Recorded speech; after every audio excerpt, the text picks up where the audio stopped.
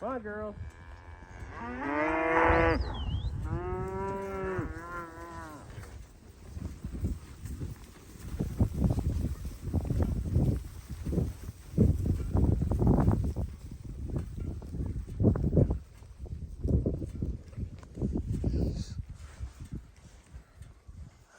How am I going to get past you if you didn't go all the way in? Just reel it in. I know.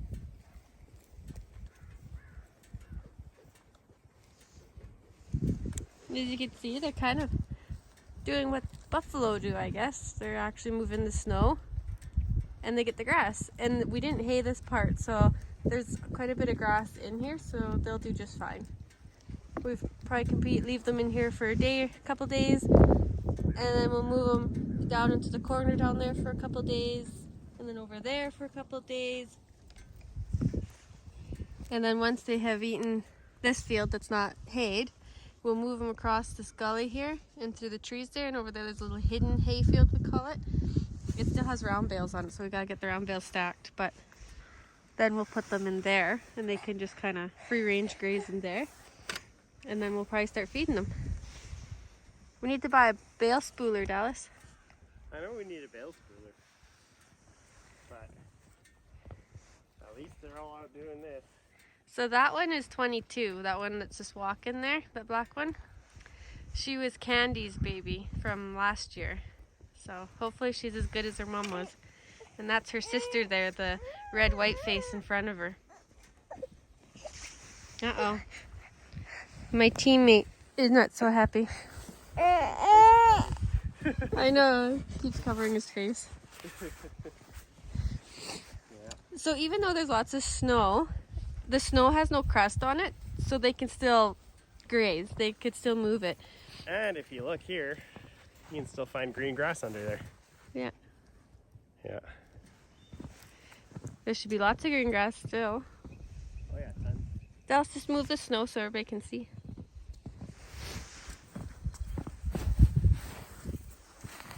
Yeah, there's some green grass right there. It's kind of flattened down because of the snow, of course, but there is quite a bit in there. Yeah. And this is 134. This is her third baby, I believe. And she was quite the heifer when she first had her first baby. She had oodles of milk and it was literally just leaking out of her. But sadly, because where I used to have her before, they capped in March, February, that kind of deal, it actually froze one of her teats. So she's only got 3 teats now, actually. But she still does really good. But I should probably not wear my heart on my sleeve and actually ship her. And then, yeah. So that's a little bit of info on her. I had her grandma, which we actually put into ground beef last year, 239. 239, yes. So that would be her grandma. Good cow though. Yeah, she was a really, really amazing cow. And then the other cow that is her mom is a little red cow. That one right there beside the shorthorn, the one that's walking. And her number is 106. That's 134's mom. It's kind of cool. Both of them gave us heifers this year, didn't they? Yeah, give us heifers, so that's good. Yeah, so we got 2 daughters now, each out of them. Oh, and that red one up there walking. Gave us the best steer on the place. Yeah, I think that's her little guy oh no, that's not her little guy walking behind her. Yeah, no, he's beefier. Yeah. Not too sure where he is. It's hard to keep track of them when you just see red and black and red and white. Yeah, that bull liked to throw solid red ones everywhere. Yeah, so even though the bull had some roan to him, he mainly threw red calves, which that's okay. If you were to sell calves, the market prefers the solid colored calves, from what I've observed. So that's probably a better thing if we were to sell the calves. But this year we didn't sell any of the steers because we plan on raising them up for meat for next fall. So we'll graze them on some nice green grass for the summer, and then we'll then we'll ship them. Or not ship them, but I guess you guys would get what I mean. We'll just butcher them. Oh, there's two fighting. Yeah, those are the two steers? Yeah, they were, so Bill. the two steers, they were born late last year. Like, they were last year's babies, but they were born late, so I never shipped them. And we just kept them, and now there'll be our butcher beefs for in the spring. And this is how Dallas keeps Bill entertained. Walks him around. I am nothing but a steed to him. Yeah. So these two shorthorn heifers, we're hoping, well, it really doesn't matter what they have. They're registered. We got the paperwork, and the bull, we got the paperwork transferred, so he's in our name now. So once they have their calves, hopefully there'll maybe be some bull calves, and we'll try our hand at raising bulls. Who knows how that'll go. Oh, Nana showed up. She's fantastic. And then the milk cows. So I think Shimmer and June so far are not bred.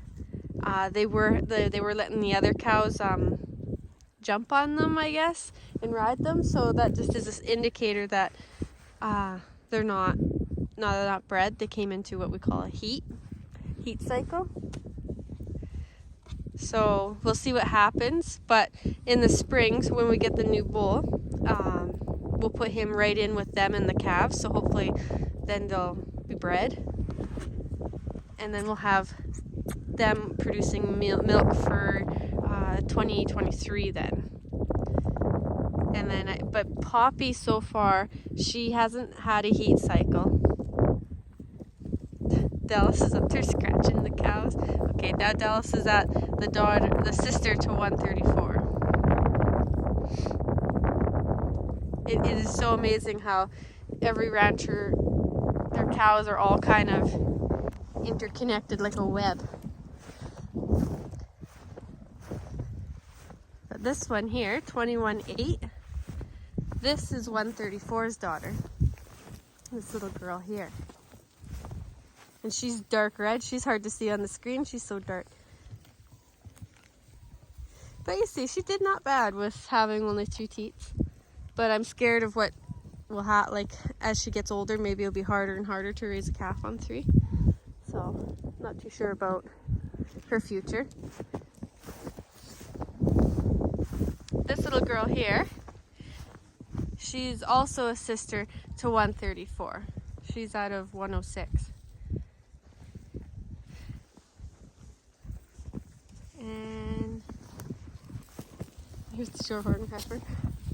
This one is Diamond Zora, is that right? I think so. Yeah.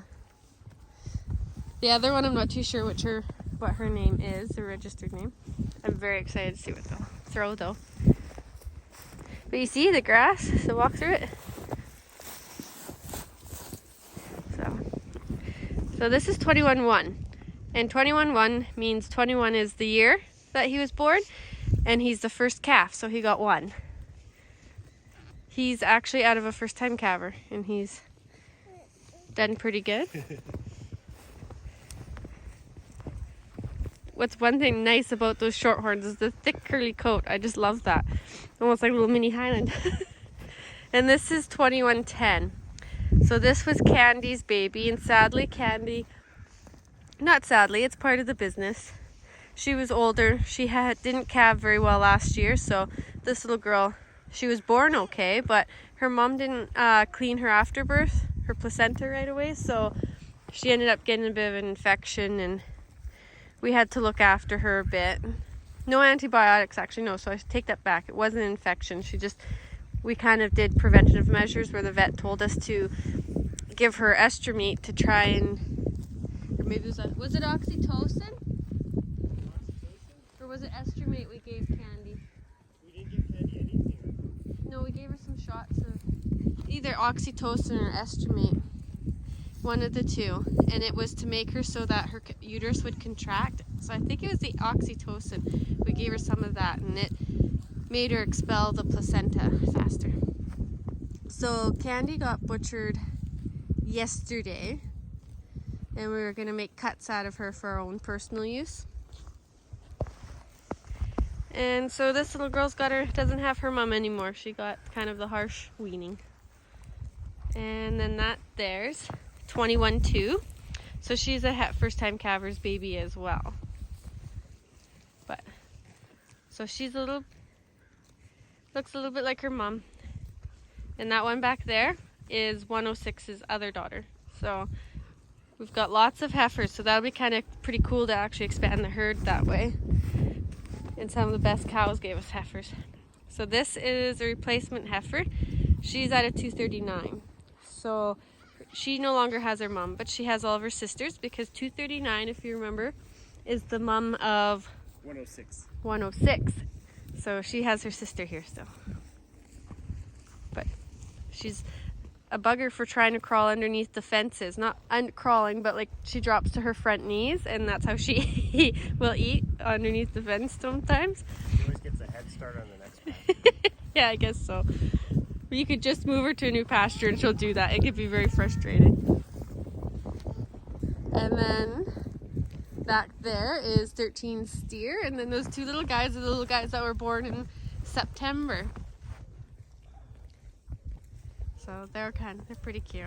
But sadly we will ship them and their moms, because I don't like raising little ones like that over the winter, just because it's going to be hard to make sure that, so they're both heifers, so it'd be hard to make sure that they got enough weight on them and size and age before they got bred, when they'll be in the pen with the bull next summer, right? So, and they wouldn't be quite a year. So we won't keep them and their moms. They can go somewhere else. But yeah, so that's a few of them. Who else is there out here? This is 13. Sadly, she'll be made into ground beef Wednesday, because she's getting older and she's having a harder time holding her weight. So like all summer on green alfalfa and grass, tons and tons of grass, well, as you can see from previous videos, she just still didn't hold her own as well as I'd like. She's still not bad, but she's not as what I'd like. So I think her time has come. She's just getting too old. Plays them out raising babies all the time. She is actually out of a cow that my dad bought when I was, oh my gosh, when I was probably like, 12 or 13. So she's quite old. Because, yeah, so she's out of a cow that my dad bought. It looked like a Simmental Hereford at the time. And then she is out of a Black Angus bull from a breeder that is fairly local to us. So it'll be sad to say goodbye to her, but so far every cow that we have turned into ground beef have all had arthritis. So it kind of makes you feel a little bit better when they're gone, because they... Oh, here's a mouse! Oh no! So it makes you feel a little bit better when they get to a point where you've kept them for so long that they're starting to get arthritis, that you're going, oh my gosh, okay, maybe it wasn't such a bad thing. But they're gone now. And this girl's 55. She's out of Nightingale. She used to be an old 4-H cow. She's got a daughter in here. She had a little boy this year though, so sadly I won't have another heifer. Yeah, and there's the milk cows. You say something, Bill? He said, I saw the mouse. Yeah. Go find more, Dad. Go find more. Go find more, Dad. Good thing Nana's not here. She'd be trying to eat them. Oh, one time when I moved the cows, there's a hawk that came along and started eating them as the cows stirred them up. Oh, really? Yeah. Well, he's got to eat too. Yeah, he's quite thankful for it. So that's a little bit of an introduction to some of the cows. I could keep doing little blurbs here and there. This little black heifer here is out of 55. Yeah, she's a good girl. She just chomped off that dry hay. Dead stuff. Yeah. And here's 106. They're eating on a Matt's shortcut. Matt's shortcut, yeah.